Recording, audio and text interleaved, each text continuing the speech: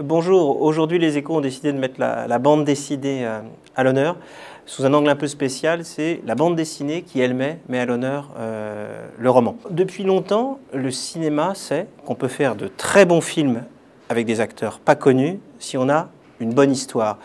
Et dans la bande dessinée, finalement aujourd'hui c'est un petit peu la même chose. On se rend compte qu'on peut faire de très bonnes bandes dessinées avec un dessin qui n'est pas forcément totalement extraordinaire si on s'appuie sur une bonne histoire.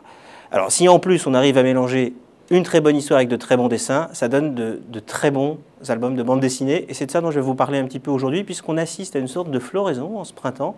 On voit des auteurs de bande dessinée adapter des auteurs un peu dans tous les sens. Alors parlons de quelques-unes de ces bandes dessinées qui méritent d'être mises particulièrement en avant. Je crois que dans ce qu'il y a de plus original en ce moment, et vraiment très surprenant, c'est la rencontre entre Daniel Pénac et Manu Larsenet. Alors Daniel Pénac, tout le monde le connaît. Manu Larsenet, ceux qui connaissent la bande dessinée, bien sûr, le connaissent. C'est l'homme du combat ordinaire.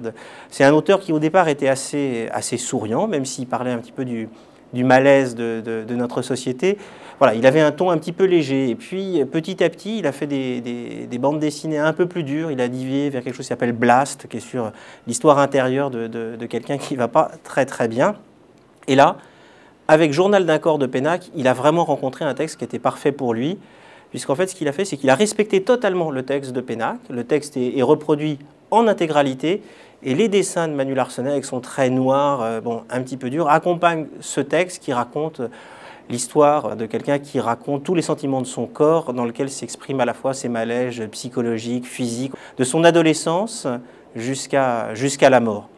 Dans un genre un peu différent, qui respecte un tout petit peu moins le texte original, mais qui a su s'inspirer et qui là utilise le dessin pour dire des choses qui sont là du coup plus dans les dialogues ou dans les descriptions, mais qui apparaissent dans le dessin. Je crois qu'on pourrait parler de L'étranger, de Jean Ferrandez, qui a adapté le roman de Camus. Alors pour Ferrandez, c'est quand même très particulier. Ils ont vécu en Algérie pendant très longtemps. Lui-même est né en Algérie. Sa famille a connu les parents de Camus. Donc lui n'a pas connu Camus directement, mais quelque part leurs histoires sont un petit peu liées. Et quand Ferrandez dessine l'Algérie, il l'avait déjà fait de manière absolument magnifique dans Les Carnets d'Orient. On sent tout, quoi. On sent ce Meursault, ce personnage qui se demande pourquoi tout le monde regarde comme ça, pourquoi il n'arrive pas à cacher ses sentiments, pourquoi est-ce que finalement tout le laisse un petit peu de marbre, il est froid, il a bien su capter ça. Ferrandez n'est pas totalement fidèle au texte, ce n'est pas une retranscription littérale, mais on découvre et on revit cette aventure et on sent le côté, voilà, quoi, la deuxième partie où Meursault est emprisonné, la foule, le procès. Voilà. C'est une manière de revivre et de relire le roman un petit peu autrement, en ayant des couleurs qu'on n'aurait pas forcément mis soi-même, parce qu'on ne connaît pas forcément l'Algérie. Et là, le dessin de Ferrandez apporte, ces pastels, voilà, apporte vraiment quelque chose. Dans un style encore différent, j'ai envie de vous parler du Congo, qui a été proposé de Tom Tirabosco et Christian Périssin.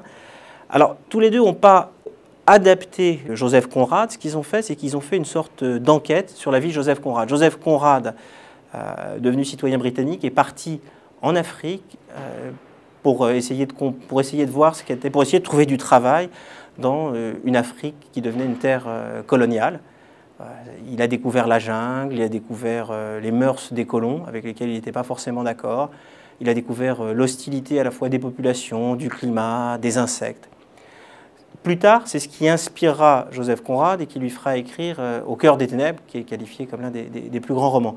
Dans la bande dessinée Congo, avec un K, on ne nous raconte pas l'histoire du cœur des ténèbres, on nous raconte l'histoire de ce genre de parcours initiatique, un peu les coulisses de ce qui a pu être l'aventure de Joseph Conrad. Dernier livre dont je voudrais vous parler, c'est l'adaptation d'un roman de Jean Vautrin par Baru, qui s'appelle Canicule. Alors Canicule avait déjà été adapté au cinéma. En deux mots, Canicule, c'est l'histoire d'un truand qui planque un magot au milieu de la Beauce et il ne se rend pas compte au moment où il le planque qu'il y a quelqu'un qui est en train de le regarder. C'est un jeune garçon de ferme. Lui est poursuivi par les gendarmes. Il va aller se cacher dans la ferme et au début, il est la proie des gendarmes et finalement, il va devenir un petit peu la proie des fermiers et qui ne sont pas des gens totalement fréquentables. Enfin, ils tombent dans un univers de dingue. On a l'impression que c'est une version un petit peu française de Délivrance. avec le trait de Baru qui est très spécifique, hein, qui est un trait qui met l'accent sur les défauts, pareil, psychiques, moraux et physiques de tous les personnages.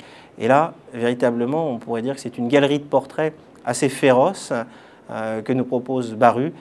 Le bouquin s'appelle Canicule, et là on sent vraiment la chaleur, on sent vraiment la tension qui monte, et cette bande dessinée se lit aussi c'est un véritable plaisir. Voilà.